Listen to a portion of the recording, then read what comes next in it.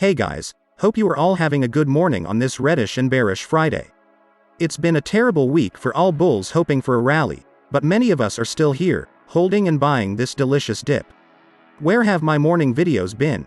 I promised tons of content and yet been absent throughout our little morning rituals. Well, I've been busy setting up a couple things on my end. I started a Discord and have been doing a couple things here and there trying to get everything working smoothly. However, I stand by my commitment for morning videos and here I am. We are going to have morning videos for the entirety of next week and possible the next one after that, so don't fret about me giving up. I love making this informational content and I plan to keep on pumping without changes for the foreseeable future. This short leave was nothing but a temporary absence while I got some other stuff up and running, but we are back on the Sigma grind from here on out. Today, we are going to talk about the housing market and big tech. You might wonder, what does big tech have to do with the housing market at all? Microsoft launched an initiative in the Seattle area to help address affordable housing in the region. That's right, we have fallen out of grace so hard that big tech is now extending their hand to help normal people afford a roof over their heads.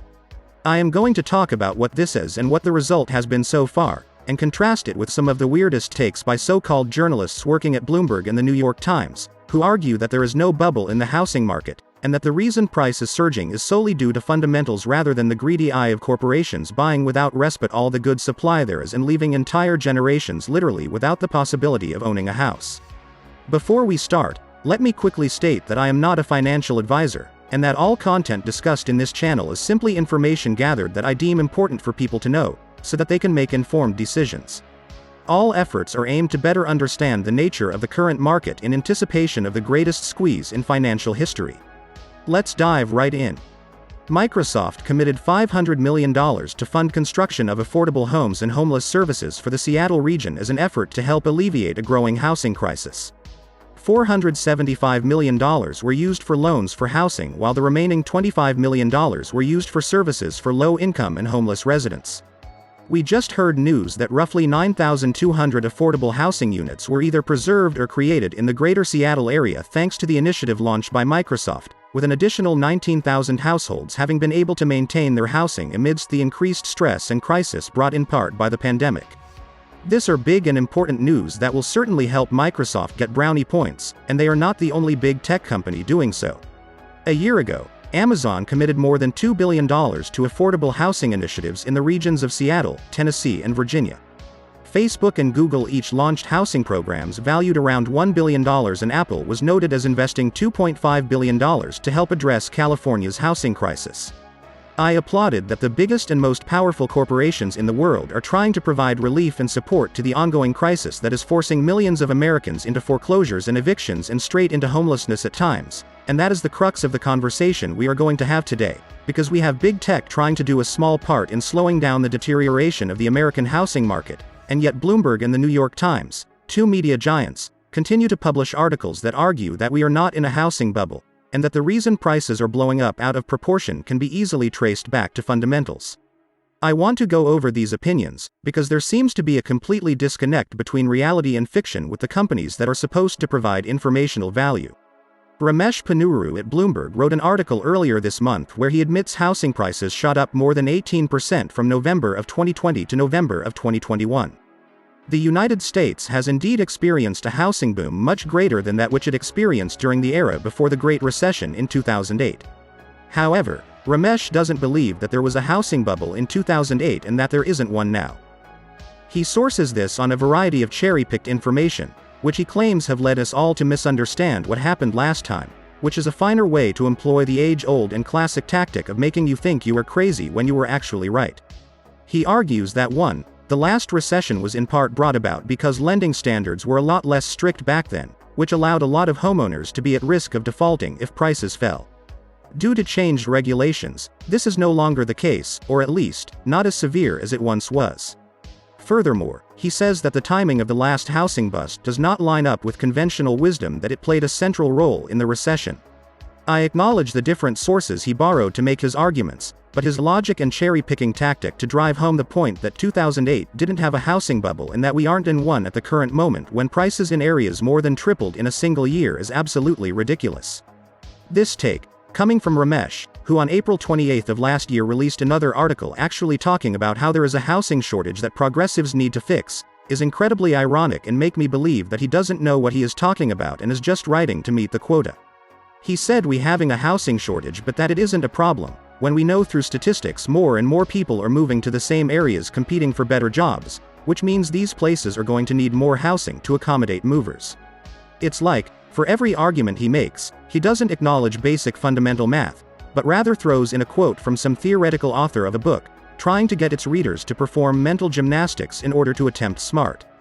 The housing market is in a crisis because corporations are buying up all the supply, therefore creating artificial demand that they will use to jack up the prices for rents. This could be argued as the best literal textbook example of what a housing market bubble is, and anyone trying to argue against it is either bought out by the people doing this or have a cognitive dissonance where they have an overinflated ego but lack the intelligence needed to manifest the ambitious influence in perspective they fantasize about. But sadly, he isn't the only one suddenly pumping out dumb articles. Emily Badger at the New York Times is competing for the Dummy Award because she also argues that we aren't in a bubble because everything happening has to do with the fundamentals of the market. I wouldn't say this is necessarily wrong, as the currently bubble is precisely the result of fundamental problems and cracks in the system, but her arguments make literally zero sense.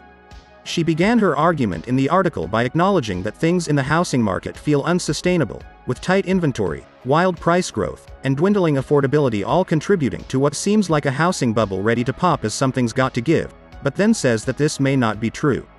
The first issue in her statement comes when she brings up mortgage rates. She says they won't affect anyone paying cash, and therefore, it should keep a large portion of people out of being homeowners. I'm sorry. Please someone show me the graph where people have $500,000 cash sitting in the bank accounts, because apparently these people account for such a great percentage that it will mitigate the problems.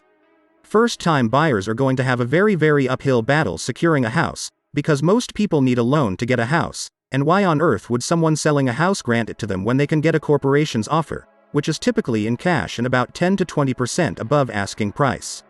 Again, looking at the statistics, people are moving to the big cities for better life opportunities, and because of this concentration, it makes it vital for corporations to allocate their resources to buy up all the housing in the most middle-class regions, where they can lock people out of homeownership and force them to rent. Housing construction has been increasing, but the United States has been underbuilding for such a long time that it will take many decades to meet demand. On top of this, we know Wall Street is heavily investing in local politicians to slow the expansion of housing development so that Wall Street can enjoy the rewards of monopolizing as much as they can, building a solid income and buying out whatever is built next. They want to control growth for their own expansion, limiting the opportunity for all folk.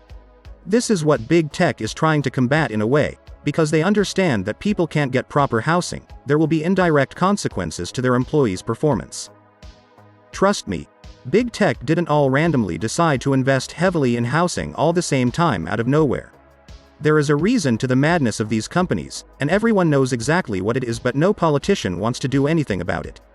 Emily Badger then talks a little about renting, and acknowledges the widespread pain that the rental market has offered people, but then argues that the risky borrowing taking place is not related to the current housing bubble but rather home buyers taking out loans, which they use to buy more property to rent out.